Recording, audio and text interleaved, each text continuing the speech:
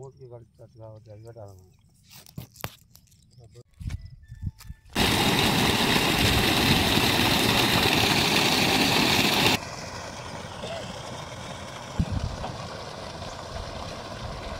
మాది కొలనుపాక గ్రామం, ఆలేరు మండలం, యాదాద్రి భువనగిరి జిల్లా. రైతును నేను. మాది వ్యవసాయ భూమి. ఇక్కడ నాకు 4 ఎకరాల పొలం ఉంది.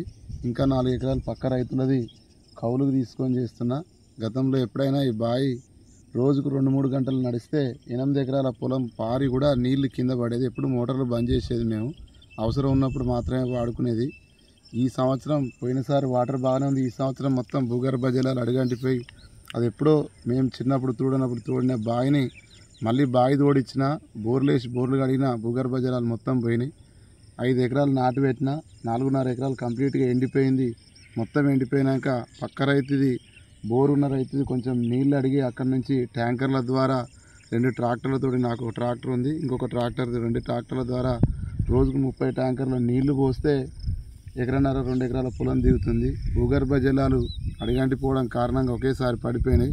గత ప్రభుత్వంలో మాకు బొమ్మకూరు రిజర్వాయర్ ద్వారా మా పక్క గ్రామమైన ఈ గ్రామానికి పై భాగంలో ఉన్నటువంటి పక్క గ్రామమైన పెద్దరాంచెర్ల, రాఘవాపురం, ఇటు శ్రీనివాసపురం కంటే పైన ఉన్నటువంటి గ్రామాలు ఎల్లంల, పెంబార్తి చెరువులన్నింటిలో నీళ్లు నింపడం సమృద్ధిగా ఉండడం వల్ల ఎప్పుడు మాకు భూగర్భ జలాలు మీదుగా ఉండేది. ఇప్పుడు అక్కడ నింపకపోవడం కారణంగా అక్కడి నుంచి నీళ్లు రాక మా ఈ కొలనుపాక గ్రామానికి 80% రెవెన్యూ ఎండిపోయే పరిస్థితి ఉంది. దారుణంగా ఎండిపోతుంది. ఇకనైనా ప్రభుత్వాలు స్పందించి మా రైతులంగానే ఆదుకునే విధంగా, భూగర్భ జలాలు పెరిగే విధంగా చెరువులని నింపే ప్రయత్నం చేయాలని విజ్ఞప్తి చేస్తున్నాం.